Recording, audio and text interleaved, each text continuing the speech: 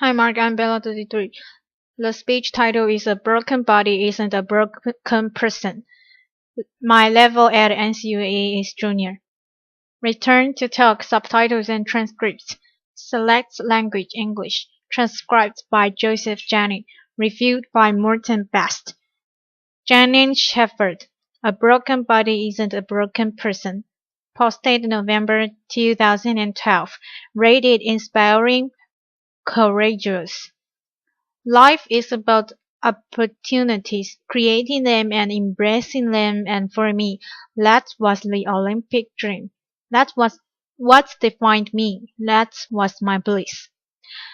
As a cross-country skier and a member of the Australian ski team, headed towards the Winter Olympics, I was on a training bike ride with my fellow teammates. As we made our way up towards the spectacular blue mountains waves of Sydney, it was the perfect autumn day. Sunshine, the smell of eucalyptus, and a dream. Life was good. We'd been on our bikes for around 5.5 hours when we got to the part of the ride that I loved. And that was the hills, because I love the hills. And I got up of the seat of my bike and I started pumping my legs. And as I sucked in the cold mountain air, I could feel it burning my lungs, and looked up to see the sun shining in my face. And then everything went black. Where was I? What was happening? My body was consumed by pain.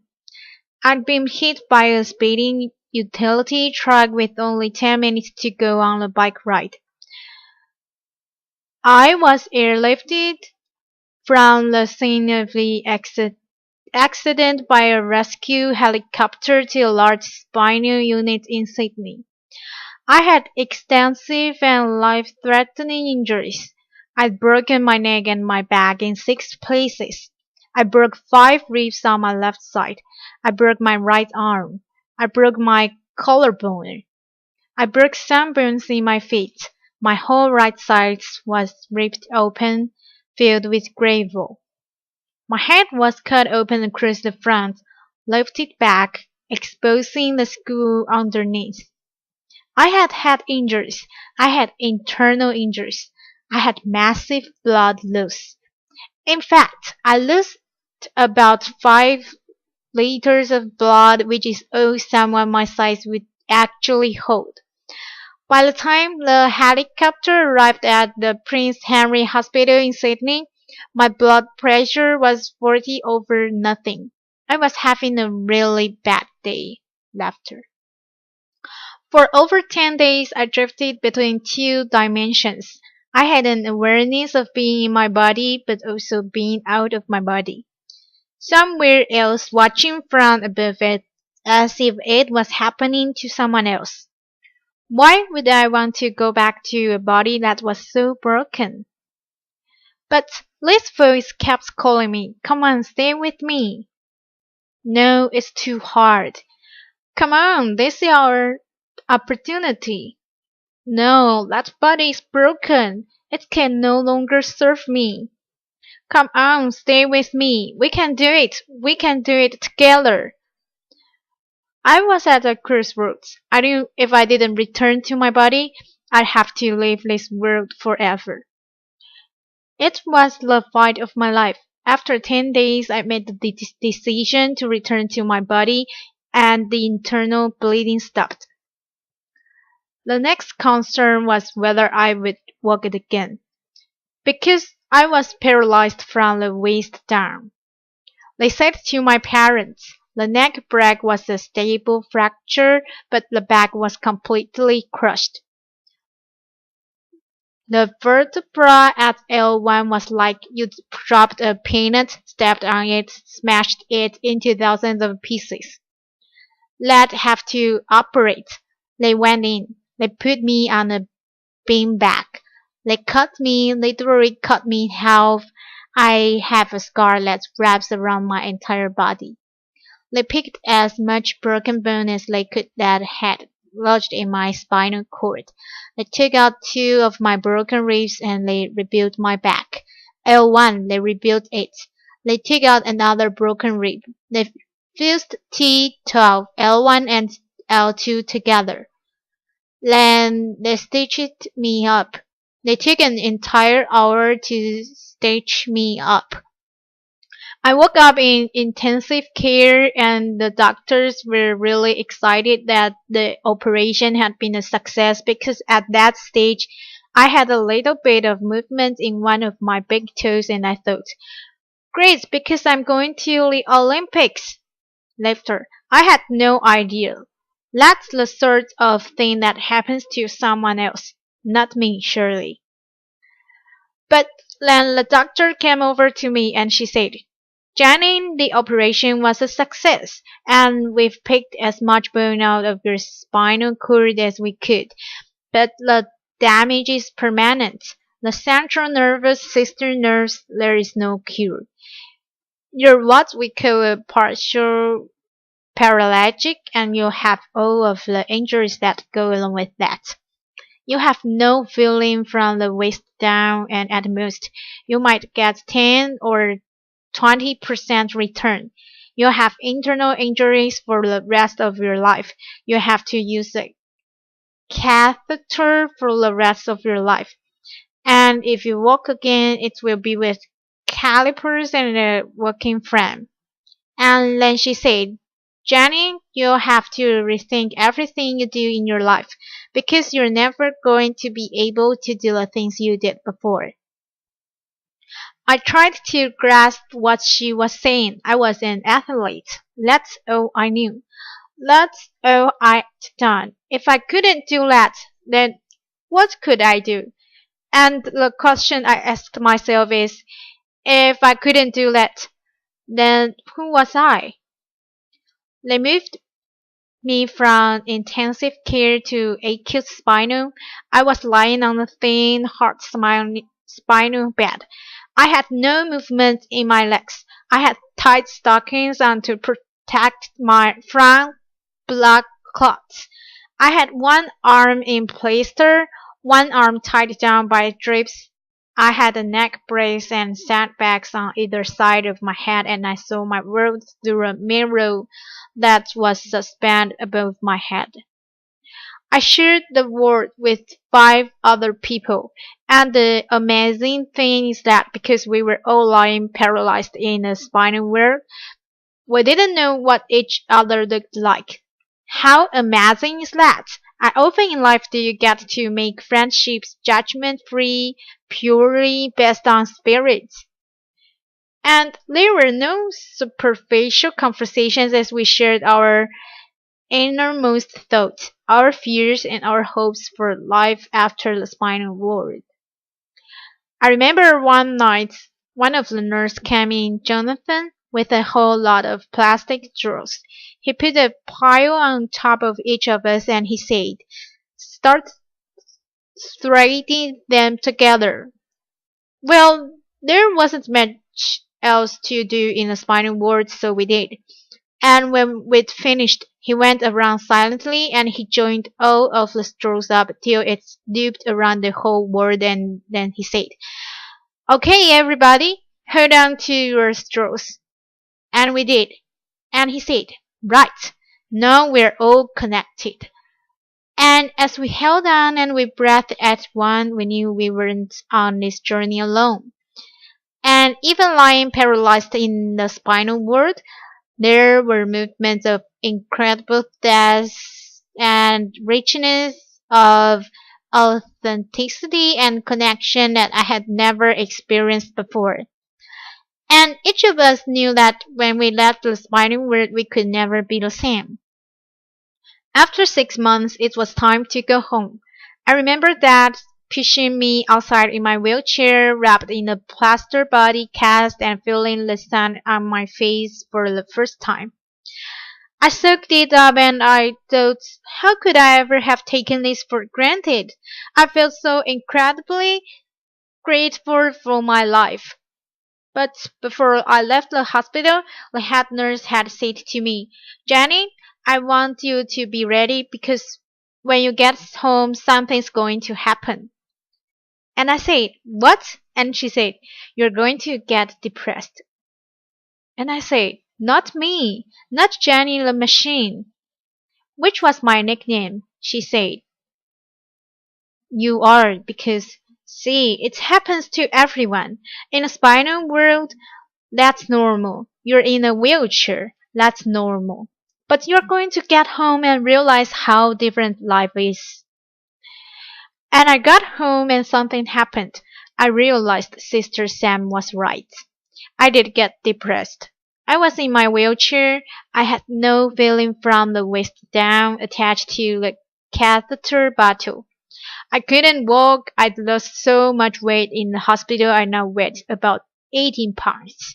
And I wanted to give up. All I wanted to do was put my running shoes on and run out the door. I wanted my old life back. I wanted my body back. And I can remember Mom sitting on the end of my bed and saying, I wonder if life will ever be good again. And I thought, how could it? Because I've lost everything that I valued, everything that I'd worked towards, gone. And the question I asked was, why me? Why me? And then I remembered my friends that were still in the spinal ward, particularly Maria. Maria was in a car accident and she woke up on her 16th birthday to the news that she was a complete quadriplegic, had no movements from the neck down, had damage to her vocal cords, and she couldn't talk. They told me, we're going to move you next to her because we think it will be good for her. I was worried. I didn't know how I'd react to being next to her. I knew it would be challenging, but it was actually a blessing because Maria always smiled. She was always happy, and even when she began to talk again, albeit difficult to understand, she never complained, not once. And I wondered how had she ever found that level of acceptance. And I realized that this wasn't just my life. It was life itself. I realized that this wasn't just my pain. It was everybody's pain. And then I knew, just like before, that I had a choice. I could keep fighting this, or I could let go and accept not only my body, but the circumstances of my life. And then I stopped asking, why me? And I started to ask, why not me? And then I thought to myself, maybe being a rock bottom is actually the perfect place to start. I had never before thought of myself as a creative person. I was an athlete. My body was a machine. But now I was about to embark on the most creative project that any of us could ever do, that of rebuilding a life. And even though I had absolutely no idea what I was going to do, in that uncertainty came a sense of freedom. I was no longer tied to a set path. I was free to explore life's infinite possibilities, and that realization was about to change my life. Sitting at home in my wheelchair and my plaster body cast, an airplane flew overhead and I looked up. And I thought to myself, that's it. If I can't walk, then I might as well fly, I said. Mom, I'm going to learn how to fly, she said. That's nice, dear. Laughter, I said. Pass me the yellow pages. She passed me the phone book. I ran up the flying school. I made a booking, said I'd like to make a booking to come out for a flight. They said, when do you want to come out? I said, well, I have to get a friend to drive me out because I can't drive. Sort of can't walk either. Is that a problem? I made a booking and weeks later my friends Chris and my mom drove me out to the airport, all 80 pounds of me covered in a plaster body cast in a baggy pair of overalls. Laughter. I can tell you, I did not look like the ideal candidate to get a pilot's license. Laughter. I'm holding on to the counter because I can't stand. I said, "Hi, I'm here for flying lesson." And they took one Duke and ran out the back to George Short's stores. You get her. No, no, you take her. Finally, Skies come out. He goes, "Hi, I'm Andrew, and I'm going to take your flying." I go, "Great." And so they drive me down. They get me out on the tarmac, and there was this red, white, and blue airplane. It was beautiful. They lifted me into the cockpit. They had to slide me up on the wing, put me in the cockpit. They sat me down. There were buttons and dials everywhere. I'm going, "Wow, how do you ever know what all these buttons and dials do?" Andrew, the instructor, got in the front, started the airplane up. He said, "Would you like to have a go at taxiing? That's when you use your feet to control the rudder pedals to control the airplane on the ground." I said, "No, I can't use my legs." He went, "Oh," I said, "but I can use my hands." And he said, "Okay." So he got over to the runway and he applied the power. And as we took off down the runway and the wheels lifted up the tarmac and we became airborne, I had the most incredible sense of freedom. And Andrew said to me as we got over the training area, "You see that mountain over there?" And I said, "Yeah." And he said, "Well, you take the controls and you fly toward that mountain." And as I looked up, I realized that he was pointing towards the blue mountains where the journey had begun. And I took the controls and I was flying. And I was a long, long way from that spinal world. And I knew right then that I was going to be a pilot. Didn't know how on earth I'd ever pass a medical. But I'd worry about that later. Because right now I had a dream. So I went home, I got a training diary out, and I had a plan. And I practiced my walking as much as I could. And I went from the point of two people holding me up to one person holding me up to the point where I could walk around the furniture as long as it wasn't too far apart. And then I made great progression to the point where I could walk around the house, holding onto the walls. Like Liz, and Mom said she was forever following me, wiping off my fingerprints. Laughter. But at least she always knew where I was. So while the doctor continued to operate and put my body back together again, I went on with my theory study, and then eventually and amazingly I passed my pilot's medical, and that was my green light to fly. And I spent every moment I could out at that flying school, way out of my comfort zone. All these young guys that wanted to be Qantas pilots, and little old Hop along me in first my plaster cast, and then my steel braids, my baggy overalls, my bag of medication and catheters, and my lamp, and they used to look at me and think, "Oh, who is she kidding? She's never going to be able to do this." And sometimes I thought that too. But that didn't matter, because now there was something inside that burned that far outweighed my injuries. And little goals kept me going along the way.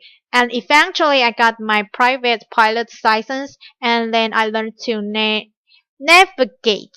And I flew my friends around Australia, and then I learned to fly an airplane with two engines, and I got my twin engine rating.